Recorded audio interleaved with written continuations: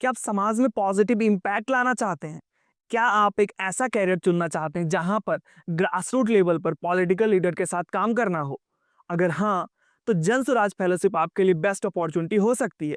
तो दोस्तों, आज के इस वीडियो में हम डिटेल में बात करेंगे कि जन स्वराज फेलोशिप क्या है, इसके ऑब्जेक्टिव क्या है, एलिजिबिलिटी क्राइटेरिया क्या है, फेलोशिप का स्ट्रक्चर क्या होता है और फेलोशिप के सिलेक्शन का प्रोसेस क्या है, फेलोशिप में बेनिफिट्स क्या मिलते हैं, क्या क्या आपको सुविधाएं दी जाती हैं, फेलोशिप करते समय किन किन चैलेंजेस का सामना करना पड़ता है और सबसे लास्ट में मैं बात करूंगा कि मैंने अपनी फेलोशिप जर्नी कैसे कंप्लीट की, मैंने क्या क्या काम किए।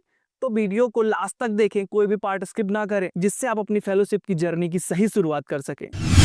तो दोस्तों, सबसे पहले ये बात करते हैं कि जन स्वराज फेलोशिप है क्या। तो जन स्वराज एक बिहार की पॉलिटिकल पार्टी जिसकी शुरुआत प्रशांत किशोर जी ने की थी, जो कि एक फेमस पॉलिटिकल स्ट्रेटजिस्ट हैं जिन्होंने बहुत सारी पॉलिटिकल पार्टी और नेताओं के साथ काम किया है। जन स्वराज और Joy of giving global foundation मिलकर जन स्वराज यूथ लीडरशिप प्रोग्राम चलाते हैं, जिसका उद्देश्य होता है यूथ को बिहार के ग्रासरूट लेवल पर काम करने का मौका देना। ये फेलोशिप 3 से 11 महीने तक की होती है। इसका मुख्य उद्देश्य होता है कि यूथ में भारतीय राजनीति की समझ को विकसित करना और साथ ही लोकतंत्र को मजबूत बनाना। जन स्वराज फेलोशिप का मुख्य उद्देश्य युवाओं में लीडरशिप डेवलप करने के साथ साथ भारतीय राजनीति की गहरी समझ को विकसित करना है। ग्रासरूट लेवल के लीडर्स को एम्पावर करना तथा ग्राउंड से नए लीडर्स को आइडेंटिफाई कर जन स्वराज से जोड़ना, ग्रामीण बिहार की समस्या को समझना तथा जन स्वराज और लोगों के बीच के गैप को फुलफिल करते हुए एक ब्रिज का निर्माण करना। अब सवाल ये आता है कि जन स्वराज फेलोशिप का फॉर्म कौन कौन अप्लाई कर सकता है या इसकी एलिजिबिलिटी क्राइटेरिया क्या है। अगर आपने अपना ग्रेजुएशन या मास्टर कंप्लीट कर लिया है और आपकी उम्र 21 से 35 वर्ष के बीच है और आपका interest social work, leadership and rural development में है, आपके पास अपना लैपटॉप और ड्राइविंग लाइसेंस होना चाहिए। अगर आप ये एलिजिबिलिटी क्राइटेरिया फुलफिल करते हैं तो आप जन स्वराज फेलोशिप का फॉर्म अप्लाई कर सकते हैं। अब बात करते हैं कि फेलोशिप का स्ट्रक्चर क्या होता है।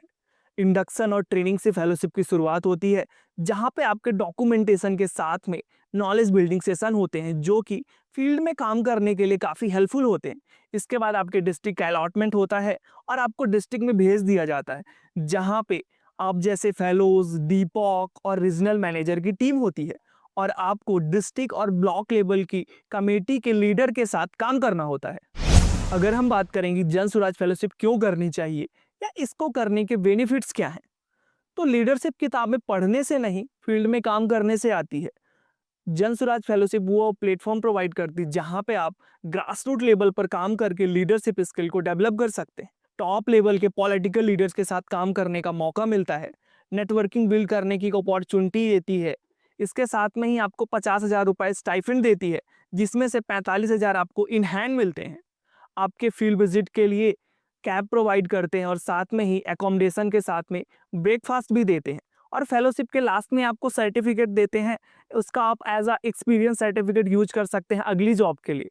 अगर आप चाहें तो फेलोशिप के बाद जन स्वराज में एज अ एम्प्लॉय भी काम कर सकते हैं। लेकिन दोस्तों, हर रास्ते आसान नहीं होते, कुछ चैलेंज भी होता है। तो जन स्वराज फेलोशिप के दौरान मैंने कुछ चैलेंज फेस किए, उनको बताने की कोशिश कर रहा हूँ। सबसे पहले यहाँ का कल्चर, कॉरपोरेट कल्चर है। इससे पहले मैं सोशल डेवलपमेंट सेक्टर में काम करता था और उस कल्चर में था। उसके बाद डायरेक्ट ही कॉरपोरेट कल्चर में आना मुझे पसंद नहीं आया। इसके अलावा यहाँ कोई टाइम मैनेजमेंट नहीं होता है। रात के 11, 12, 1 और 2-2 बजे तक मीटिंग्स चलती रहती हैं। 3 दिन से ज़्यादा छुट्टी नहीं मिलती है। सैटरडे, संडे या कोई हॉलीडे नहीं होता है। आपको संडे को भी वर्किंग रहना पड़ता है और पूरा काम करना पड़ता है। इसके अलावा यहाँ पे कोई हेल्थ इंश्योरेंस नहीं होता है। तो अब जानते हैं कि सिलेक्शन प्रोसेस क्या होता है। सबसे पहले इनका एक ऑनलाइन एप्लीकेशन फिल करना होता है, जो कि एक छोटा सा गूगल फॉर्म होता है और बहुत ही बेसिक सी डिटेल आपको फुलफिल करनी होती है। इसके बाद इनके एचआर की तरफ से आपको एक टेलीफोनिक इंटरव्यू रखा जाता है, जो कि एक केवल इंट्रोडक्टरी इंटरव्यू होता है, जिसमें आपसे बेसिक चीज़ें जानी जाती हैं, आपकी क्वालिफिकेशन, आपका बैकग्राउंड, और आपको नेक्स्ट राउंड के लिए गाइड किया जाता है कि कब आपका इंटरव्यू होगा, कौन लेंगे। इसके बाद मेन इंटरव्यू या फाइनल इंटरव्यू होता है, जो कि ज़्यादातर ऑनलाइन ही रखा जाता है, जूम या गूगल मीट पर रखा जाता है, जहाँ पे डिटेल्ड आपकी स्किल्स, आपके नॉलेज और आप कैसे फील्ड में काम करेंगे, ये सारी चीज़ें जानने की कोशिश की जाती हैं। तो इस तरह सबसे पहले एप्लीकेशन प्रोसेस होता है, आपको ऑनलाइन अप्लाई करना होता है। उसके बाद आपका टेलीफोनिक इंटरव्यू होता है और उसके बाद मेन इंटरव्यू होता है, जो कि जूम और गूगल मीट पर लिया जाता है। मैं खुद भी जन स्वराज फेलो रह चुका हूँ। फाइनल सिलेक्शन के बाद मुझे पटना हेड ऑफिस बुलाया गया, जहाँ पे इंडक्शन और ट्रेनिंग सेशन कराए गए, जहाँ पे हमें सबसे पहले डॉक्यूमेंटेशन कराया गया, उसके बाद एचआर पॉलिसीज को इंट्रोड्यूस कराया गया, इसके बाद पंचायती राज और बिहार के कास्ट सिस्टम के बारे में डिटेल से सेशन कराए गए, जो कि हमें फील्ड में काम करने में काफ़ी हेल्पफुल होते हैं। इसके बाद आपका डिस्ट्रिक्ट अलॉटमेंट होता है और मुझे समस्तीपुर बिहार का डिस्ट्रिक्ट मिला, जहाँ पे मुझे 5 फेलो और एक रीजनल मैनेजर की टीम के साथ काम करना था। अगर मैं बात करूं कि एक जन स्वराज फेलो का दिन भर का रूटीन क्या होता है, तो सबसे पहले हम अपने फ्लैट में 9-10 बजे तक तैयार हो जाते हैं, कैब को कॉल करके बुला लेते हैं।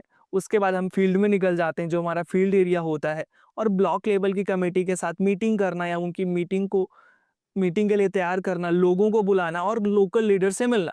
इसके साथ में ही नए लीडर्स को आइडेंटिफाई करना। कुल मिला के हमें फील्ड में जाके फील्ड में काम करना होता है। इसके बाद हम शाम के 5-6 बजे तक वापस आते हैं। वहाँ पे जो हमने फील्ड में सीखा, जाना या लोगों से मिला, उनकी एक सीट को तैयार करना होता है। इसके बाद हमें रात में 8-9 बजे से हमारी मीटिंग स्टार्ट हो जाती है, जहाँ पर हम अपने आरएम को या इससे ऊपर के जो ऑफिसर्स होते हैं या हमारे अधिकारी होते हैं, उनको रिपोर्ट करना होता है और मीटिंग्स में सारी चीज़ें हमें बतानी होती हैं। तो दोस्तों, अगर आप पॉलिटिक्स में इंटरेस्टेड हैं या ग्रास रूट लेवल पर पॉलिटिक्स को समझना चाहते हैं या अपनी समझ को विकसित करना चाहते हैं, तो जन स्वराज फेलोशिप आपके लिए बेस्ट अपॉर्चुनिटी हो सकती है।